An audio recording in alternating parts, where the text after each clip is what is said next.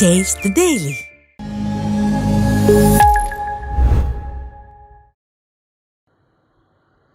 இரண்டு நாட்கள் நான் ஈழத்தில் பல்வேறு நிகழ்ச்சிகளில் பங்கேற்பதற்காக இலங்கை சென்றிருந்தேன். அங்கு மழை மற்றும்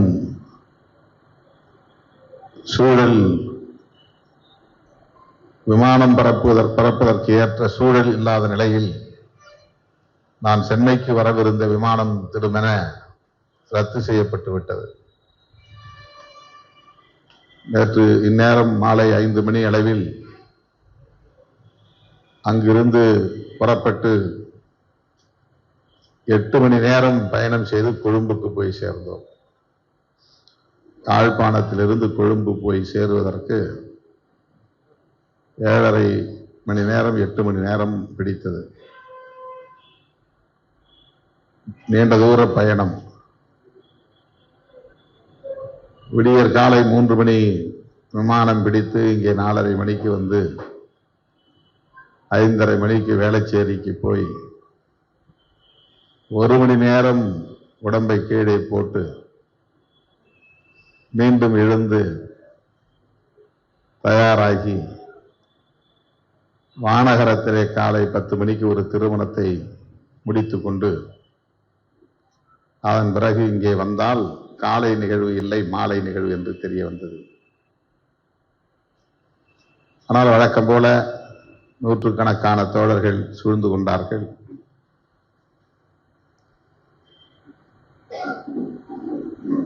அதனைத் தொடர்ந்து இந்த நிகழ்ச்சி இப்போது நடைபெற்றுக் கொண்டிருக்கிறது. ஆக அந்த பயண கலைப்பு என்றாலும் கூட இந்த இணைப்பு விழா எனக்கு ஊக்கம் தருவதாக இருக்கிறது, மகிழ்ச்சி அளிக்கிறது, புத்துணர்வை தருகிறது. காருண்யா தமிழ்மதி இங்கே பேசுகிற போது 23 வருடங்களுக்கு முன்பு என்னை தூக்கி பெயர் வைத்தவர் நமது தலைவர். இன்றைக்கு என்னுடைய தலைமையிலே இவ்வளவு பேரை கொண்டு வந்து நான் கட்சியிலே இணைக்கிற ஒரு பொறுப்பை மேற்கொண்டிருப்பது எனக்கு மகிழ்ச்சி அளிக்கிறது என்று அவர் சொன்னார். அது அவருக்கு மட்டுமல்ல, நாம் அனைவருக்குமே மகிழ்ச்சி. இந்த நேரத்தில் தம்பி சன்னி போஸ் என்கிற இன முதல்வனுக்கு நாம் நன்றி சொல்ல கடமைப்பட்டிருக்கிறோம், வீர வணக்கம் செலுத்த கடமைப்பட்டிருக்கிறோம். வேலூர் மாவட்டத்தில் முதலாக தன்னை கட்சியிலே இணைத்துக் கொண்டு ஒருங்கிணைந்த வேலூர் மாவட்டத்தின் அமைப்பாளராக பொறுப்பேற்று சுறுசுறுப்பாக சுற்றி சுழன்று களப்பணி ஆற்றிய அவரின் அந்த தம்பியின் குடும்பம் இன்றைக்கு இந்த இயக்கத்திலே தான் இருக்கிறது, தொடர்ந்து பணியாற்றுகிறது என்பதை எண்ணி பார்க்கிற போது சன்னி போஸ் எந்த அளவுக்கு குடும்பத்தையும் அரசியல் படுத்தி இருக்கிறார் என்பது நமக்கு பெருமை அளிக்கிறது.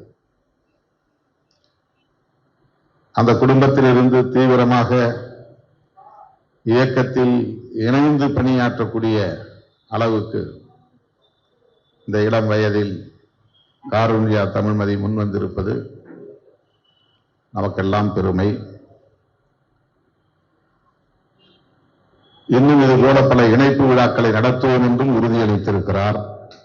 அதற்காகவும் அவரை நாம் பாராட்ட கடமைப்பட்டிருக்கிறோம். இன்றைக்கு புதிய புதிய அரசியல் இயக்கங்கள் எல்லாம் தோன்றுகின்றன. ஜென்சி தலைமுறை என்று இந்த தலைமுறையை அழைக்கிறார்கள். அவர்களுக்கெல்லாம் விடுதலை சிறுத்தைகள் போன்ற கட்சிகளில் இணைந்து செயல்படுவதை விட நடிகர்கள் தலைமையில் இயங்குகிற கட்சிகளில் தான் பணியாற்றுவார்கள் என்றெல்லாம் சமூக ஊடகங்களிலே சொல்லுகிறார்கள். அது உண்மையில்லை என்பதை உணர்த்தக்கூடிய வகையில் காரியம் தமிழ்மதி போன்ற பல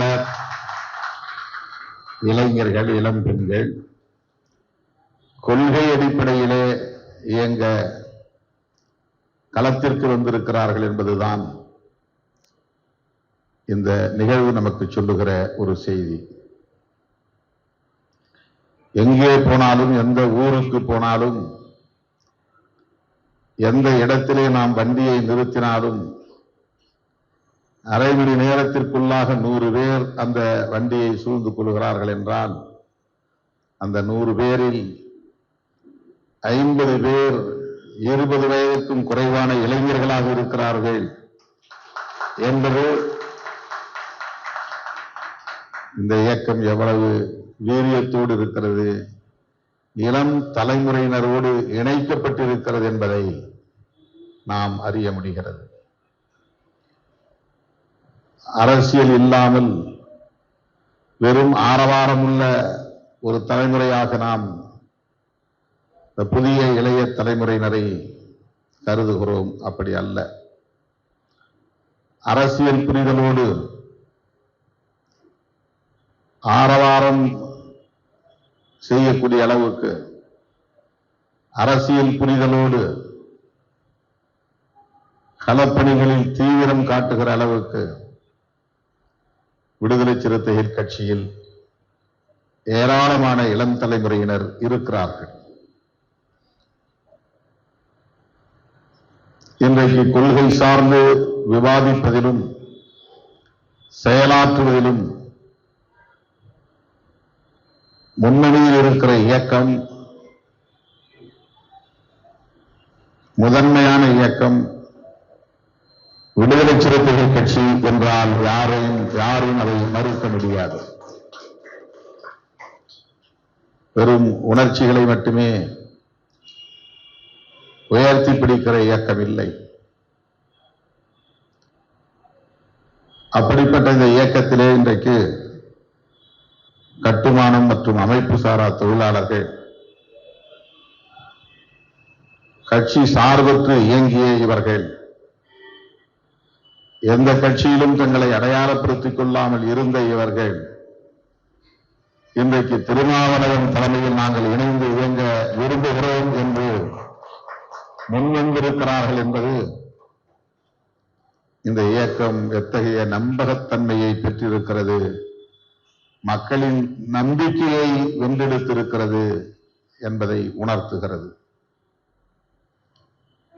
ஆகவே விடுதலை சிறுத்தைகள் கட்சி அனைத்து தரப்பு உழைக்கும் மக்களுக்கான ஒரு இயக்கம்.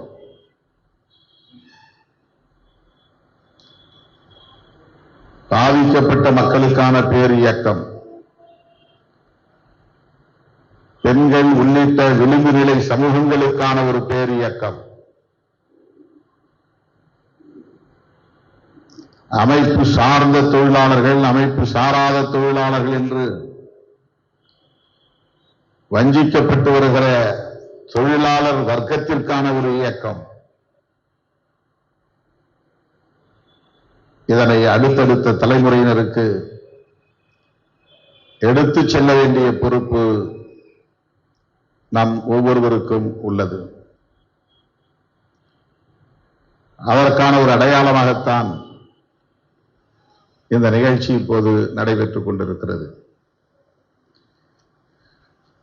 விடுதலை சிறுத்தைகளாய் தங்களை இணைத்துக் கொண்ட இந்த தொழிலாளர் சங்கங்களின்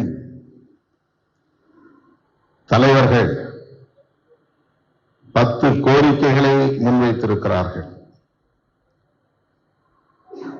இந்த கூட்டமைப்பை சார்ந்த பொறுப்பாளர்கள் தனித்தனியே ஆளுக்கு ஒரு கோரிக்கையாக இங்கே படித்தார்கள். இந்த கோரிக்கைகள் ஒவ்வொன்றும் ஜனநாயகபூர்வமானவை, நியாயமானவை. ஆகவே இந்த கோரிக்கைகளை விடுதலை சிறுத்தைகள் கட்சி தமிழ்நாடு முதலமைச்சரின் கவனத்திற்கு எடுத்துச் செல்லும் என்பதை நான் உறுதிபட கூற விரும்புகிறேன். அத்தனை கோரிக்கைகளையும் அரசு நிறைவேற்றுகிறதோ இல்லையோ, ஆனால் இத்தனை கோரிக்கைகள் தொழிலாளர்களிடையே இருக்கின்றன என்பதை அரசு முதலில் புரிந்து கொள்ள வேண்டும். அரசின் கவனத்திற்கு எடுத்துச் சென்று அவர்களுக்கு, ஆட்சியாளர்களுக்கு ஒரு புரிதலை ஏற்படுத்த வேண்டிய பொறுப்பு நமது கட்சிக்கு உள்ளது. எனவே என்னை நம்பி, இந்த இயக்கத்தை நம்பி, இன்றைக்கு இந்த நீலம் சிவப்பு வண்ணத்தில் உள்ள துண்டை தங்களின் தோள்களில் தாங்கி நிற்கிற தொழிலாளர்களுக்கு நான் உறுதியளிக்க கடமைப்பட்டிருக்கிறேன். இதை அரசின் கவனத்திற்கு கொண்டு போய் சேர்ப்போம் என்கிற உறுதியை சொல்ல நான் கடமைப்பட்டிருக்கிறேன். கோரிக்கைகள் யாரால் வைக்கப்பட்டாலும், யார் வைத்தாலும் அந்த கோரிக்கைகள் உடனடியாக நிறைவேற்றப்பட்டு விடாது.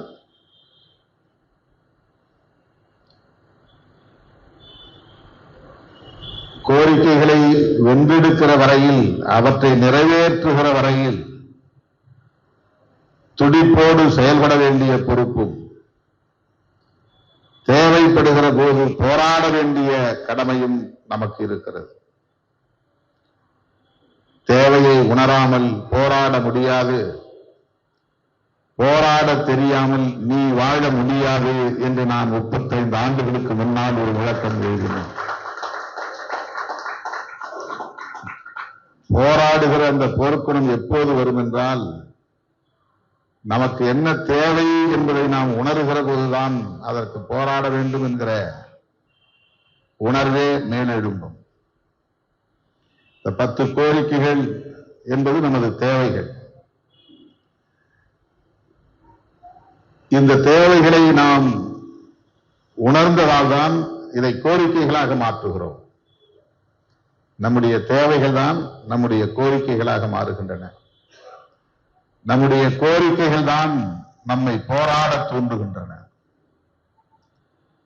இந்த போராட்ட உணர்வுதான் நம்மை பொது வாழ்வுக்கு இழுத்து வருகின்றது, பொது தொண்டாற்ற வைக்கிறது. எளியோருக்காக வாழ வேண்டும் என்கிற தொண்டு உள்ளத்தை நமக்கு அது தருகிறது.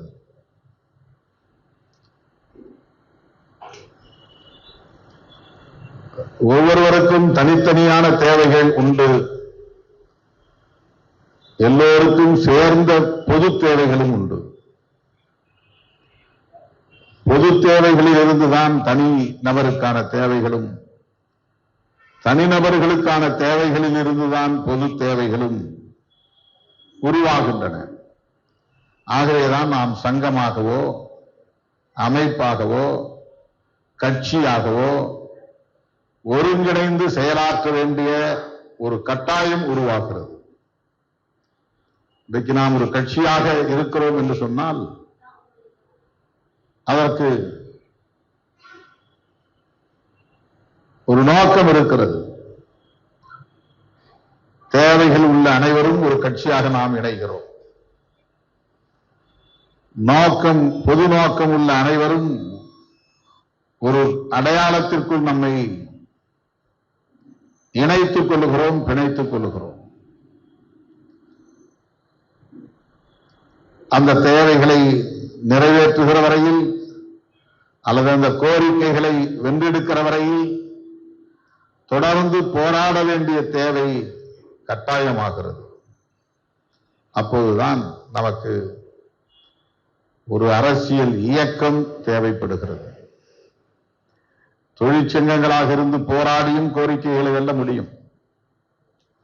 ஆனால் அதை தாண்டியும் நாம் போராட வேண்டுமானால் தொழிற்சங்கங்கள் என்கிற அடையாளத்தை தாண்டி அரசியல் சக்தி என்கிற அடையாளம் தேவைப்படுகிறது. நம்முடைய கோரிக்கைகள் வலுவானவை. அந்த கோரிக்கைகளை நிறைவேற்றுவதற்கு நெடுங்காலம் தேவைப்படுகிறது. அந்த கோரிக்கைகளை நிறைவேற்றக்கூடிய ஆட்சியாளர்களை அசைப்பதற்கு இன்னும் கூடுதலான வலிமை தேவைப்படுகிறது என்கிற போது நாம் தொழிற்சங்க சக்தி என்கிற நிலையை தாண்டி ஒரு அரசியல் சக்தியாக பரிணமிக்க வேண்டிய ஒரு கட்டாயம் எழுகிறது. அந்த இடத்திற்கு இன்றைக்கு நீங்கள் அத்தனை பேரும் வந்திருக்கிறீர்கள். அதனால்தான் விடுதலை சிறுத்தைகளாய் உங்களை இப்போது இணைத்துக் கொண்டிருக்கிறீர்கள் என்று நான் நம்புகிறேன். எனவே ஒரு அரசியல் கட்சியில் இணைந்ததும் இந்த 10 கோரிக்கைகளும் நிறைவேறிவிடுமா என்றால் நிறைவேறாது. ஆனால் ஒரு அரசியல் கட்சியில் இணைந்ததால் இந்த கோரிக்கைகள் அணைந்து விடாது. அது நீர் போன்ற நெருப்பாகவே கனன்று கொண்டே இருக்கும். ஒரு தொழிற்சங்கம் சோர்ந்து போய்விட வாய்ப்பு இருக்கிறது, அல்லது ஒரு கட்டத்தில் நீர்த்து போய்விட வாய்ப்பு இருக்கிறது. ஆனால் ஒரு அரசியல் இயக்கம் வேறு பல காரணங்களுக்காக அது இயங்கிக் கொண்டே இருக்கிற போது இந்த கோரிக்கைகளையும் அது அடைகாத்துக் கொண்டே இருக்கும் என்பதுதான் யதார்த்தமானது. எனவே இன்றைக்கு நீங்கள் விடுதலை சிறுத்தைகள் கட்சியிலே இணைந்திருப்பது ஒரு வரலாற்று தேவை, காலத்தின் கட்டாயம். உங்களை சிதற விடாமல், வேறெங்கோ திசை மாறி போக விடாமல் தடுத்து பொறுப்புள்ள ஒரு தலைமையின் கீழ் நீங்கள் எல்லோரும் இணைய வேண்டும் என்று உங்களை வழிநடத்தி வந்திருக்கிற காருண்யா தமிழ்மதி, கணேஷ்குமார் மற்றும் நமது இயக்க முன்னோடிகள் பிலிப், பேரறிவாளன் போன்றவர்களையும் இந்த நேரத்தில் நான் பாராட்டவும் வாழ்த்தவும் கடமைப்பட்டிருக்கிறேன். இந்த முனைப்பு தேவை. யாராவது விரும்புறங்க சேரட்டுன்னு நான் பாட்டுக்க கூடாது. திருமாவளவன் ஊர் ஊரா போய் பேசுவாரு. அவர் பேச்சை கேட்டு நிறைய பேர் கட்சியில சேருவாங்க. அது அவருடைய வேலை. நாம கட்சியில சேர்ந்துட்டோம், அது நம்ம வேலை இல்லை அப்படின்னு நம்ம வாளாக இருந்து விடக்கூடாது, அமைதியாக இருந்து விடக்கூடாது. கட்சியில் சேர்ந்திருப்பவர்களுக்கும் பொறுப்பு இருக்கிறது. உங்க ஊர்ல கொடி ஏத்திட்டியான்னு கேட்டா, இல்ல எங்க ஊர்ல நான் தங்கல, நான் டவுன்ல இருக்கிறேன், அதனால எங்க ஊர்ல கொடி ஏத்தல அப்படின்னு சொல்றவங்கலாம் இருக்கிறாங்க. உங்க பெரியப்பா சித்தப்பா அவங்க எல்லாம் திமுகவில், அண்ணா திமுக இருக்கிறாங்க. ஏன் அவங்கள உங்க கட்சியில கொண்டு வந்து சேர்க்க மாட்டீங்களா? அந்த முயற்சி எடுத்த உள்ளூர்ல பசங்கள்லாம் வேற எந்த கட்சியில இருக்கிறாங்க? சில பேர் நடிகர் சங்கத்தில் இருக்கிறாங்க, சில பேர் அந்த கட்சியில இருக்கிறாங்க. யாரோ எங்கோ போகட்டும் என்பது போல் இருப்பது, நான் இந்த கட்சியில் இருக்கிறேன், திருமாவளவனுக்கு விசுவாசமா இருக்கிறேன் என்று இருப்பது ஒரு கட்சியை வளர்ப்பதற்கான பொறுப்புணர்வு இல்லை. ஒவ்வொருவருக்கும் புதிய புதிய சக்திகளை இந்த கட்சியிலே கொண்டு வந்து சேர்க்க வேண்டிய பொறுப்பு இருக்கிறது. உற்றார் உறவினர்களை பேசி பேசி இந்த இயக்கத்திலே இணைக்க வேண்டிய பொறுப்பு இருக்கிறது. இந்த இயக்கம் உருவாவதற்கு முன்பு வேறு இயக்கத்திலே சேர்ந்திருக்கலாம். இப்போதைக்கு இந்த இயக்கத்திலே நீங்கள் எல்லோரும் இணைய வேண்டும். அதையெல்லாம் உதறிவிட்டு வாருங்கள் என்று சொல்லுகிற அவர்களை பேசி இந்த அரசியலை சொல்லி இந்த கட்சியோடு இணைக்க வேண்டிய பொறுப்பு நாம் ஒவ்வொருவருக்கும் இருக்கிறது. இன முதல்வனின் மகள் காருண்யா அந்த வேலையை செய்திருக்கிறார் என்பதுதான் இந்த நிகழ்வுக்கான ஒரு சான்று. அவரோடு தம்பிகள் முன்னின்று பணியாற்றி இருக்கிறார்கள் என்பது ஒவ்வொருவருக்கும் ஒரு வழிகாட்டுதலாக இது அமைந்திருக்கிறது. ஒரு இயக்கம் அடுத்தடுத்த தலைமுறையினரையும் உள்வாங்க வேண்டும். அவர் குழந்தையாக இருந்தபோது நான் பேசிய அரசியலை கேட்டு அவருடைய தந்தை இந்த கட்சிக்குள்ளே வந்தார். அவர் கட்சி வேறு குடும்பம் வேறு என்று இருந்திருந்தால், கட்சியை குடும்பத்துக்கு அறிமுகப்படுத்தாமல் இருந்திருந்தால், கட்சி பேசும் அரசியலை மனைவியோடும் மக்களோடும் பேசாமல் இருந்திருந்தால், ஒரு தலைமுறைக்கும் இந்த இயக்கத்திற்கும் உள்ள தொடர்பு அறுந்து போகும். நிறைய தோழர்கள் அப்படி இருக்கிறாங்க. பிள்ளைங்க நல்லா படிச்சிருப்பாங்க, ரொம்ப உயர்ந்த படிப்பு போயிடுவாங்க, அவங்களுக்கும் கட்சியும் சம்பந்தமே இருக்காது.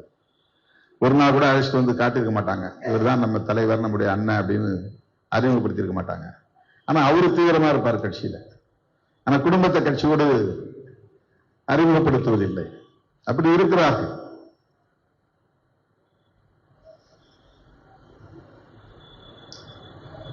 குடும்பம் குடும்பமாக திராவிட இயக்கங்களில் கட்சியிலே சேர்ந்ததால் தான் அது 5 தலைமுறையை 6 தலைமுறையை கண்ட இயக்கங்களாக வலுவடைந்திருக்கின்றன.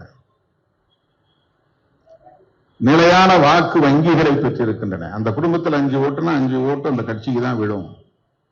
அப்பா அம்மா போடுற சின்னத்துக்கு தான் பிள்ளைகளும் போடுவார்கள். தாத்தா பாட்டியும் போடுவார்கள். மூத்த தலைமுறையும் சரி, இந்த தலைமுறையும் சரி, அடுத்த தலைமுறையும் சரி, ஒரு கட்சியோடு இணைந்து இயங்குகிறது என்கிற நிலையை வளர்த்தெடுக்க வேண்டிய பொறுப்பு ஒவ்வொரு பொறுப்பாளருக்கும் இருக்கிறது. விடுதலை சிறுத்தைகள் போன்ற சமூக நீதி இயக்கங்கள் வலுப்பெறுவதுதான் விளிம்புநிலை மக்களுக்கு பாதுகாப்பு, தொழிலாளர்களுக்கு பாதுகாப்பு, பெண்களுக்கு பாதுகாப்பு. வலதுசாரி இயக்கங்கள் வலுப்பெற்றால் தேசத்திற்கே ஆபத்து, பெரும் தீங்கு விளையும். அப்படின்னா இடதுசாரி அரசியலையும் நீங்கள் புரிந்து கொள்ள வேண்டும். வலதுசாரி அரசியல் என்றால் என்ன என்பதையும் நீங்கள் புரிந்து கொள்ள வேண்டும். இடதுசாரி அரசியலை பேசக்கூடியவர்கள் நமக்கு நண்பர்களா, வலதுசாரி அரசியலை பேசக்கூடியவர்கள் நமக்கு நண்பர்களா என்பதில் நமக்கு ஒரு தெளிவு வேண்டும். சாதி ஒழிப்பை பேசுகிறவர்கள் இடதுசாரியா வலதுசாரியா? சாதி பெருமை பேசுகிறவர்கள் இடதுசாரியா வலதுசாரியா? சாதி ஒழிப்பை பேசுகிறவர்கள் இடதுசாரிகள், சாதி பெருமை பேசுகிறவர்கள் வலதுசாரிகள். இடதுசாரிகள் என்றால் முற்போக்கான சிந்தனை உள்ளவர்கள், வலதுசாரிகள் என்றால் பிற்போக்கான சிந்தனை உள்ளவர்கள். அது என்ன முற்போக்கான சிந்தனை, பிற்போக்கான சிந்தனை? பிற்போக்கான சிந்தனை என்றால் 2026 இருக்கிறவன் 2000 வருஷத்துக்கு பின்னால இருந்த சமூகம் போல் இந்த சமூகம் இருக்க வேண்டும் என்று விரும்பக்கூடியவனாய் இருப்பான். 2000 வருஷத்துக்கு பின்னால இந்த சமூகம், 2000 வருஷத்துக்கு முன்னாடி, பின்னால்னா வருஷத்தை எழுதும்போது அப்படிதானே எழுதுவாங்க, 2026, 2027, 2028. அப்படி பின்னால வந்தா 26, 25, 24, 23, 22, 2000, 1000, 500, 400, 300 என்று இப்படிதான் போகும். இதான் பிற்போக்கு. 2025, 26, 2050, 2100, 2150 அப்படின்னு போனா காலத்தால் அது முற்போக்கை நோக்கி போகும். பின்னால் போகிற காலம் பழமைவாதம் இருந்த காலம், பெண்களை அடக்கி ஒடுக்கி வைத்திருந்த காலம், ஏழை எளிய மக்கள் படிக்கக்கூடாது என்று சுரண்டி வைத்திருந்த காலம், சாதி அடிப்படையில் ஒடுக்கி வைத்திருந்த காலம், அதையெல்லாம் தகர்த்து விட்டுத்தான் 20ஆம் நூற்றாண்டிலே எல்லோருக்கும் கல்வி, எல்லோருக்கும் அதிகாரம் என்று நம்முடைய முன்னோர் போராடத் தொடங்கி இன்றைக்கு அதை நாம் நுகர்ந்து வருகிறோம். அதனால்தான் நமக்கெல்லாம் இன்றைக்கு கல்வி கிடைத்திருக்கிறது, பேசும் ஆற்றல் வளர்ந்திருக்கிறது, போராடும் துணிச்சல் பரிணாமம் அடைந்திருக்கிறது. இதுவெல்லாம் வெளியிலிருந்து வரவில்லை, நமக்குள்ளிருந்து மலர்ந்து வருகிறது. ஆகவே இதை இன்னும் பெருக்க வேண்டும் என்பது இடதுசாரி, அதான் முற்போக்கு அரசியல். இதெல்லாம் சமூக நீதியாவது சமத்துவமாவது அதெல்லாம் ஒன்றும் கிடையாது. உன் ஜாதி உனக்கு, என் ஜாதி எனக்கு, பிறப்பால் உயர்வு தாழ்வு உண்டு. நான் ஆண்ட பரம்பரை, 1000 வருஷத்துக்கு முன்னால எங்க அப்பா ராஜராஜ சோழனா இருந்தாரு, எங்க தாத்தா இருந்தாரு, என் முப்பாட்டன் அப்படிதான் இருந்தார், ராஜேந்திர சோழனா இருந்தாருன்னா அவன் இருந்தான். இன்னைக்கு உன் நிலை என்ன? அதை அந்த பழம்பெருமை பேசுவது, சாதி பெருமை பேசுவது, அதை நோக்கி போவது என்பது பிற்போக்குத்தனமான அரசியல். அதுதான் வலதுசாரி அரசியல்.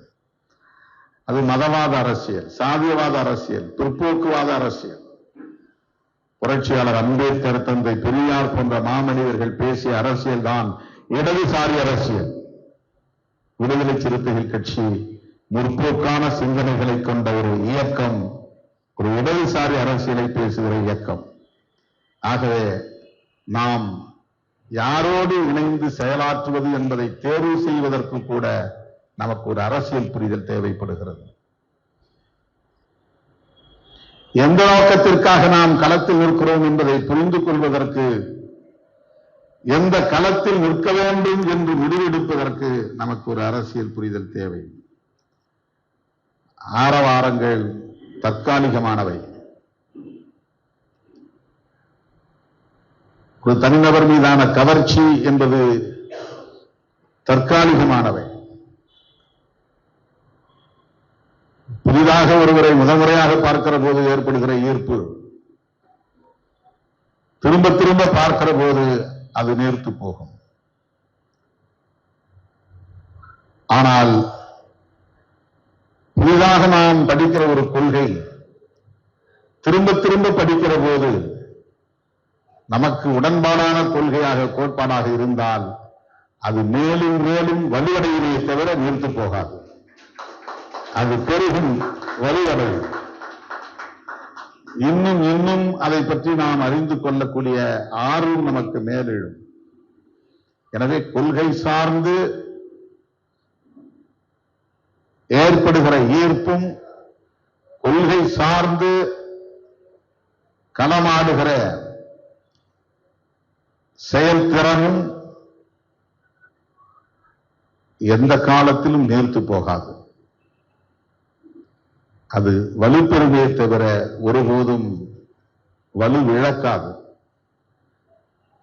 நான் அடிக்கடி சொல்லுவேன், நாங்கள் அங்குலம் அங்குலமாக வளர்ந்தாலும் அழுத்தமாக வளர்கிறோம். அதுதான் விடுதலை சிறுத்தைகள் கட்சி என்று. ஒரு காலத்தில் சிறுத்தைகளை சேர்த்துக் கொள்ளக்கூடாது என்று எதிர்ப்பு தெரிவித்தவர்கள் உண்டு. இன்றைக்கு விடுதலை சிறுத்தைகளை சேர்த்தே ஆக வேண்டும் என்று முனைப்பு காட்டுகிற சூழல் வளர்ந்திருக்கிறது. இது தற்பெருமை என்கிற அடிப்படையில் நான் சொல்லவில்லை. நாம் எவ்வளவு நிதானமாக அரசியலில் இயங்கி வந்திருக்கிறோம், இந்த நிலையை எட்டி இருக்கிறோம் என்பதை புரிந்து கொள்ள வேண்டும் என்பதற்காக சொல்லுகிறேன். அரசியல் பதர்கள், அற்பர்கள் வாய்க்கு வந்தபடி நமக்கு எதிரான அவதூறுகளை பரப்புவார்கள். அவற்றையெல்லாம் நாம் பொருட்படுத்தவே கூடாது. நம்மோடு களத்தில் நிற்பவர்கள் நம்மை பற்றி விமர்சித்தால் அதற்கு செவிமடுக்கலாம். நம்முடைய வளர்ச்சியில் அக்கறை உள்ளவர்கள் நம்மை பற்றி குறை சொன்னால் கூட அதை செவிமடுத்து கேட்கலாம். ஆனால் நாம் வளரவே கூடாது என்று எண்ணுகிற காழ்ப்புணர்வு கொண்ட கும்பல் நமக்கு எதிராக பரப்புகிற அவதூறுகளை ஒருபோதும் காதில் போட்டுக் கொள்ளக்கூடாது, கண்டுகொள்ளவே கூடாது. நாம் ஆற்ற வேண்டிய களப்பணிகளில் தான் கவனத்தை குவிக்க வேண்டும். ஆகவே இளம் தலைமுறையினரை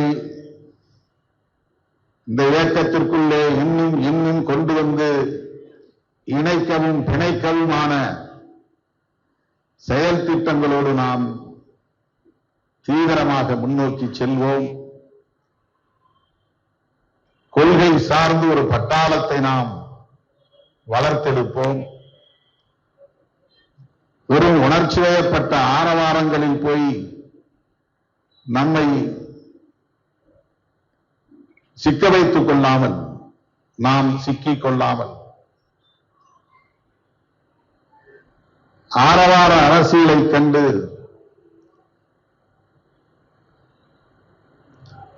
அந்த மாய்மால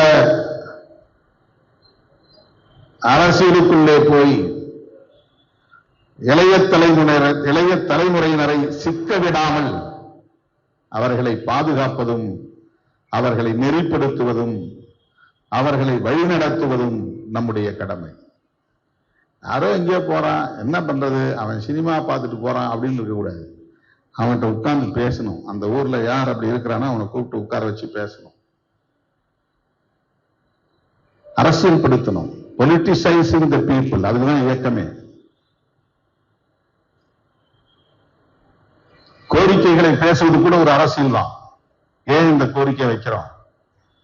இந்த கோரிக்கையை வைக்கிறதுக்கான காரணம் என்ன? இதுக்கு நிறைய வரலாற்று பின்னணி இருக்கு, சட்டப்பூர்வமான பிரச்சனைகள் இருக்கு, சட்ட சிக்கல்கள் எப்படி இருக்கும், இதெல்லாம் தெரிந்து கொள்வது அரசியல் படுத்துதல் தான். ஆகவே ஒவ்வொருவரும் அப்படிப்பட்ட ஒரு மகத்தான பணியை மேற்கொள்ள வேண்டும் என்று இந்த நேரத்திலே வேண்டுகோளாக வைத்து, மத்திய அரசால் வழங்கப்படும் SC/ST தொழிலாளர்களுக்கான நிதி உதவி சீராக வழங்கப்படவில்லை. அதனால் மாவட்டந்தோறும் கண்காணிப்பு குழு நம் கூட்டமைப்பின் சார்பில் நியமனம் செய்ய வேண்டும். இது நாமே உருவாக்கி கொள்ளக்கூடிய ஒரு கோரிக்கை, நாமே செய்யணும். அனைத்து வகை நிதி உதவியும் கட்டுமான தொழிலாளர்களுக்கு வழங்குவது போல் அமைப்பு சாரா தொழிலாளர்களுக்கும் வழங்கப்பட வேண்டும். நலவாரியத்தில் பதிவு செய்துள்ள அனைத்து தொழிலாளர்களுக்கும் புதுப்பித்தல் தவறிவிட்டாலும் 60 வயது கடந்தவுடன் பாரபட்சமின்றி ஓய்வூதியம் வழங்கப்பட வேண்டும். தற்போது வழங்கப்படும் மாத ஓய்வூதியம் 1200 3000 உயர்த்தி வழங்கப்பட வேண்டும். பதிவு பெற்ற அனைத்து தொழிற்சங்கங்களுக்கும் இணையதளம் மூலம் தனித்தனியாக பாஸ்வேர்டு கடவுச்சொல் வழங்கப்பட வேண்டும். பதிவு செய்து 60 வயது முடிந்த ஓய்வூதியம் பெற்று வரும் தொழிலாளர்கள் இயற்கை மரணம் அடைந்தால் உதவித்தொகை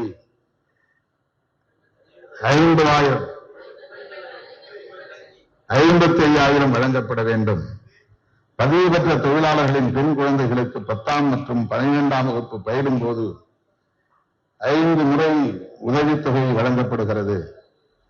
அதேபோல் ஆண் குழந்தைகளுக்கும் வழங்கப்பட வேண்டும். Very good. கட்டுமான தொழிலாளர்களுக்கு மாதந்தோறும் வருவதை போல் அமைப்பு சாரா தொழிலாளர்களுக்கும் என்ன மாதந்தோறும் ஓய்வூதியங்கிற வார்த்தை இல்லை. கட்டுமான தொழிலாளர்களுக்கு மாதந்தோறும் ஓய்வூதியம் வழங்கப்பட்டு வருவதைப் போல அமைப்பு சாரா தொழிலாளர்களுக்கும் வழங்கப்பட வேண்டும். நலவாரியத்தின் பெண் தொழிலாளர்களுக்கு ஆட்டோ வாங்க 1 லட்சம் மானியம் வழங்குவது போல் ஆண் தொழிலாளர்களுக்கும் 1 லட்சம் மானியம் வழங்கப்பட வேண்டும். பதிவு பெற்ற தொழிலாளர்களுக்கு விதவை ஓய்வூதியம் வழங்கப்பட வேண்டும். இந்த 10 கோரிக்கைகளையும் முன்வைத்திருக்கக்கூடிய உங்கள் அனைவரையும் நான் வரவேற்கிறேன். இந்த கோரிக்கைகளை அரசின் பார்வைக்கு எடுத்துச் செல்வோம் என்று உறுதியளிக்கிறேன். அனைவருக்கும் வாழ்த்துக்கள், பாராட்டுகள்.